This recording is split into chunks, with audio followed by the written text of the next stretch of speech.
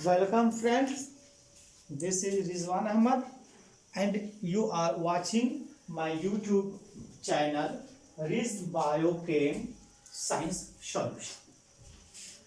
Dear friends, today we are going to make a video on solubility and the solubility of solid into a liquid and the terms related to this solubility of solid into liquid.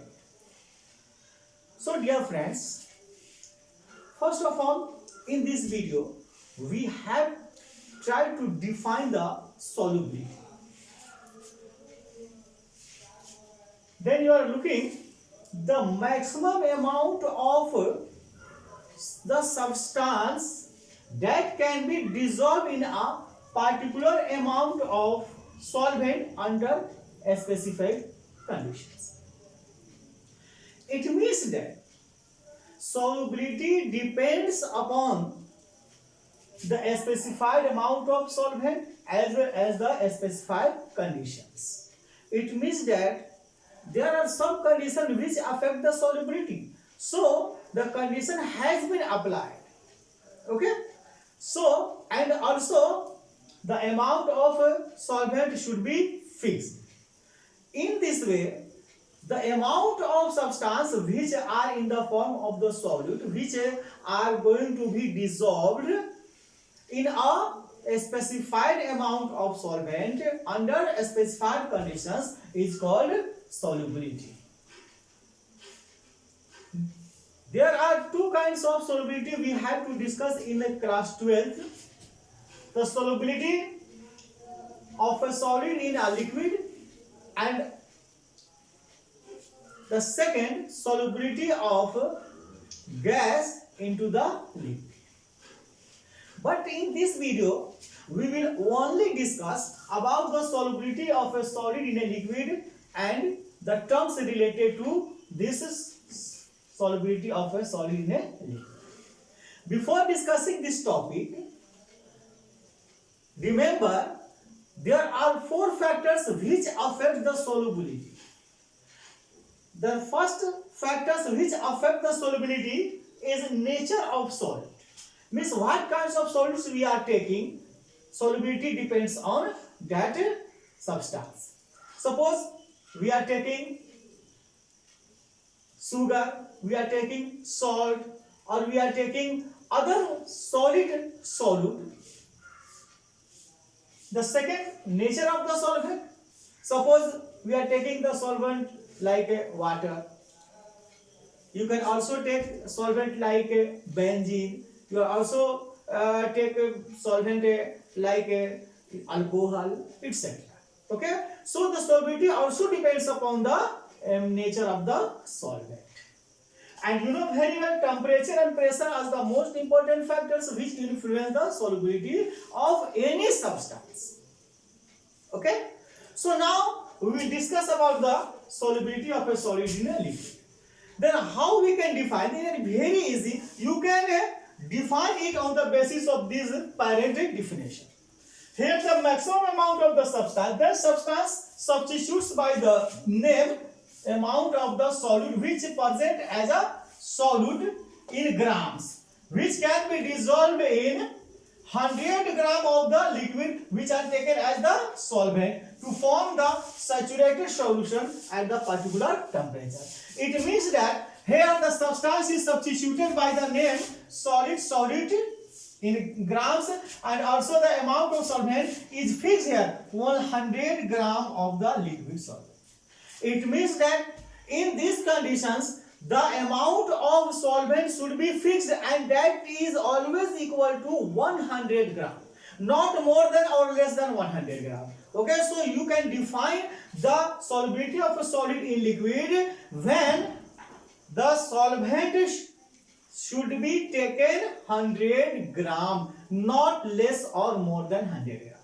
Under the specified condition or the particular temperature 25 degree Celsius, 30 degrees Celsius, 100 degrees Celsius, at any temperature. That is called the solubility of a solid in a liquid. Suppose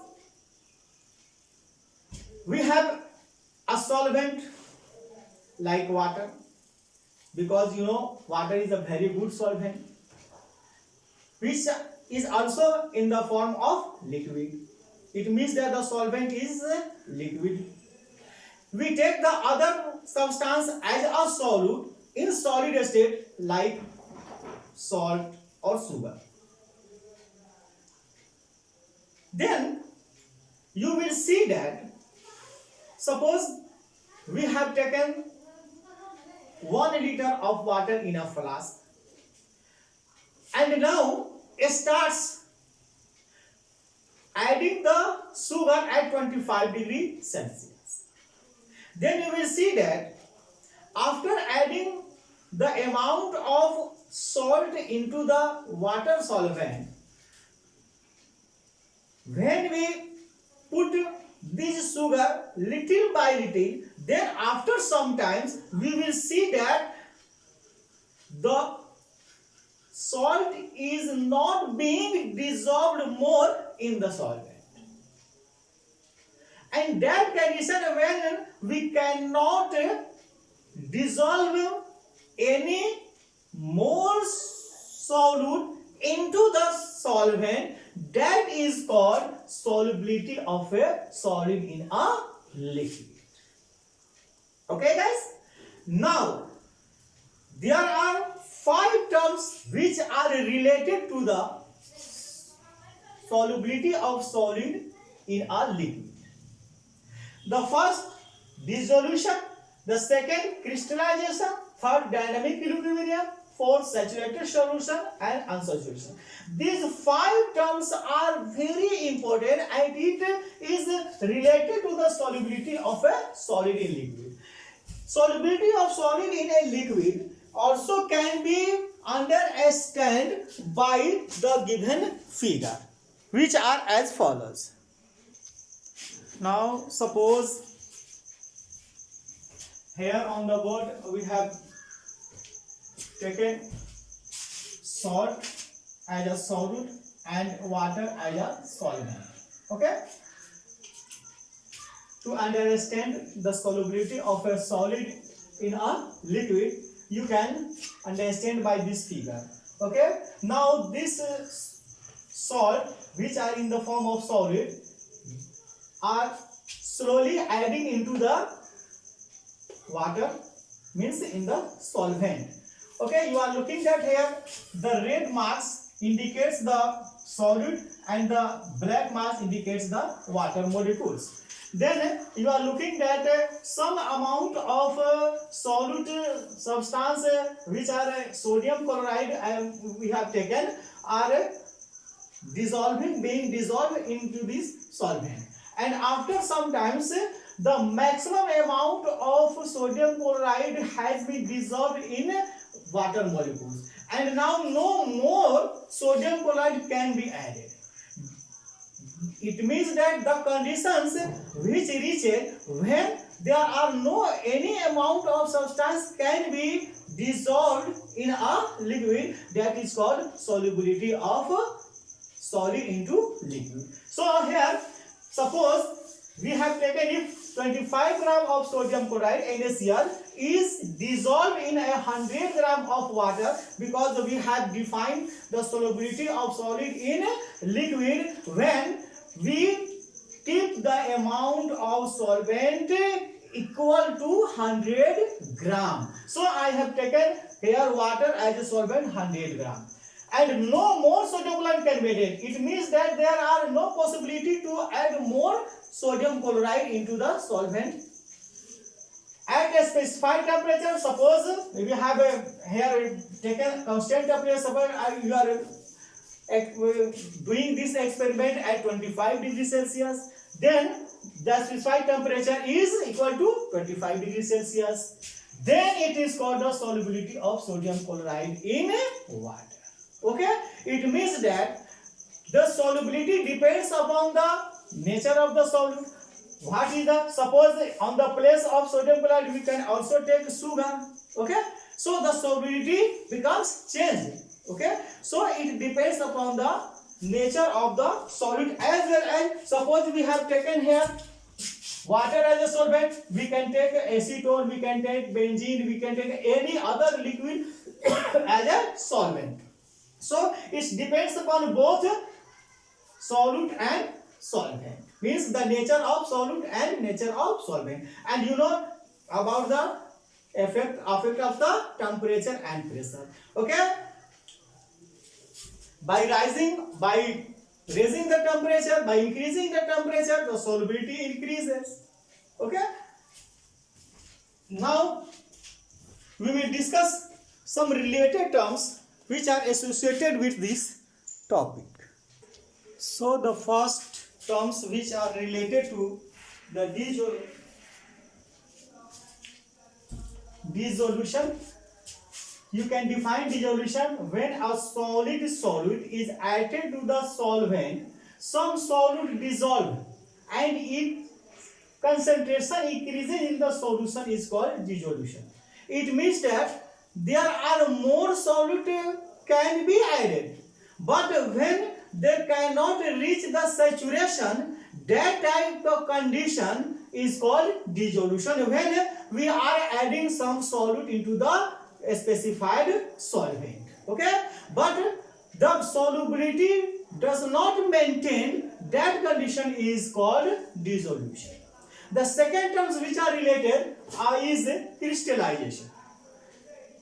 Crystallization can be defined as some solute particles in solution combine with each other and get separated out of solution is called crystallization. It means that during the solubility or during the dissolving solute into the solvent, some solute can also combine with each other. Suppose we are adding the salt into the water, then some crystals of sodium chloride, means common salt, also combines together and it's separated out from the solution. That condition is called crystallization. So by adding this solute into the solvent, there are a rare case in which the solute becomes linked to each other and separated out. The third term is dynamic equilibrium. These are very important. The condition when number of solute particles going into the solution, means which we are dissolving, is equal to the solute particles separated out, and when it becomes equal to the amount of separated particles, means the process of dissolution starts here.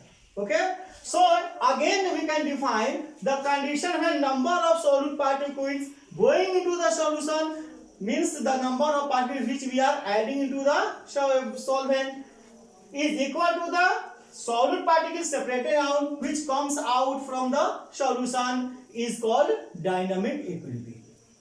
It means that we can see by this figure solute plus solvent, then it gives solution, and here is the conditions of equilibrium. It means that in these conditions, the solute added into the solution and also from the solution this solute comes out. These conditions are called dynamic equilibrium. It means that dynamic equilibrium is the condition at which the adding solute as well as separating out the solute becomes equal. Now about the saturated and unsaturated solutions. Okay, saturated solution, such a solution in which no more solute can be dissolved at the same temperature and pressure, means the temperature and pressure should be maintained constant. Okay, so at a given temperature and pressure, the maximum amount of solute which can be dissolved, it means that there are no possibility to dissolve more solute into the solvent. That condition is called saturated solution. It means that there are no possibility to add any more solute into the solvent. That is called saturated solution. We can also understand these saturated solutions as when solute and solvent are added to each other and it gives the solution, and when this process is called dissolution and this process is concentration, and this becomes at the equilibrium state, means in a dynamic equilibrium the solution which is obtained is called saturated solutions. Beyond the dynamic equilibrium, such solutions which are obtained is called unsaturated solution, and easily we can define it that the solution in which more solute can be dissolved, means there are possibility to add more solute into the solution. That type of solution is called unsaturated solution. So what is the differences between the saturated and unsaturated solution? It means that in saturated solution no more solute can be added, but in the unsaturated solution there is possibility to add more solute under the same temperature and pressure, means under the constant temperature and pressure. So guys, today's these are the topics which we have given you and taught you. I think you will like it. If you don't subscribe, then subscribe my channel and also push the bell icon to get the notification. Thank you.